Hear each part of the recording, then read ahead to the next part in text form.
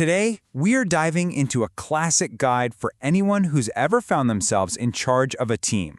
Richard Templar's The Rules of Management. Think of it as a blueprint for not just surviving, but actually thriving in that role. You know, Templar really hits on a truth that so many of us have lived. I mean, how many people do you know who said, when I grow up, I want to be a middle manager, right?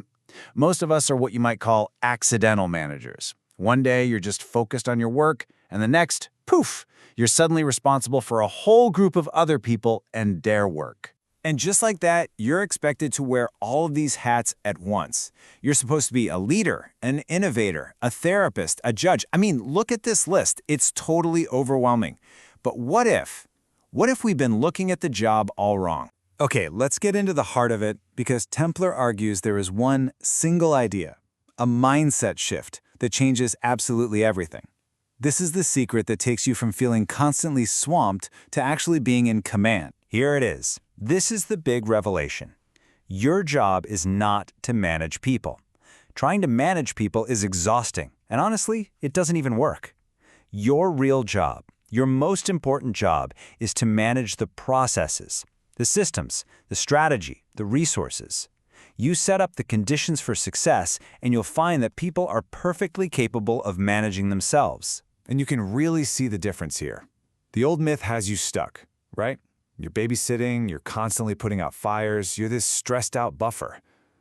But the reality, well, that's freedom.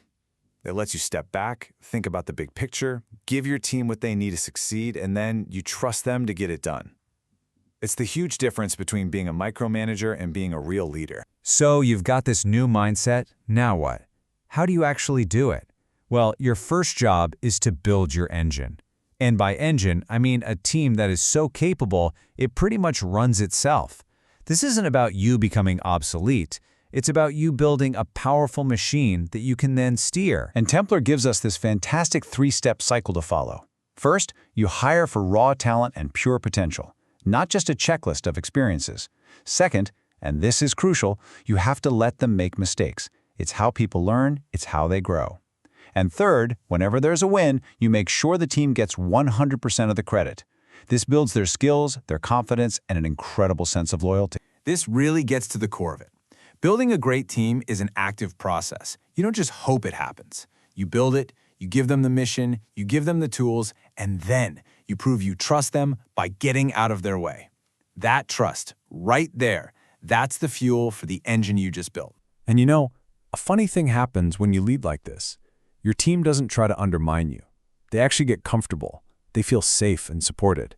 They get into the habit of you being their manager because you've created an environment of stability and respect, not fear. That's where real loyalty comes from. Okay, so you've built the engine. The team is humming along. Now, the spotlight turns back on you. The second part of great management is all about managing the person in the mirror. It's about your own discipline, your reactions, your mindset. Now that the engine's built, you have to be the captain who can steer the ship. So let's start with the rule that can be a little tough to swallow. Radical accountability. When the team messes up, you don't point fingers, you don't make excuses. As the manager, it's your fault. Period. You take the blame. It requires guts, for sure. But as Templar points out, almost nothing builds loyalty faster than a leader who's willing to take the hit for their team. All right, next up, action. Your team is looking to you for direction. Sitting on the fence is just poison for morale. Templar's rule here is simple. It is far better to make a decision and be wrong than to be so afraid of being wrong that you make no decision at all. Indecision kills momentum. A clear choice, even a flawed one, gives the team something to move on. And finally, maybe the most important rule for your own survival: go home. Keep your perspective. The best leaders are not the ones chained to their desks. They have lives. Templar tells this great story of a manager who was never insecure or needy at work because he was happy and fulfilled at home. That balance, it stops you from burning out, and it makes you a much more stable, reliable leader for your people. And that leads us to the final, and maybe the most profound idea in the whole book. Once you're managing processes instead of people, and once you're managing yourself with discipline, you can finally lift your head up and think about something bigger. Not just this week's targets, but but your ultimate legacy. Templar poses this really powerful question. He asks you to imagine that one day they put up a little plaque for you when you leave. What do you want it to say? Do you want it to say, "He was great at making people feel nervous," or something more? It's a question that cuts right to the heart of why you're leading in the first place. And in the end, that's really the ultimate goal here. Management isn't just about a title on a business card or a bigger paycheck. It is an opportunity. It's a chance to build something that actually outlasts you. A strong team, a great culture, and a group of people who are better and more capable simply because they worked with you.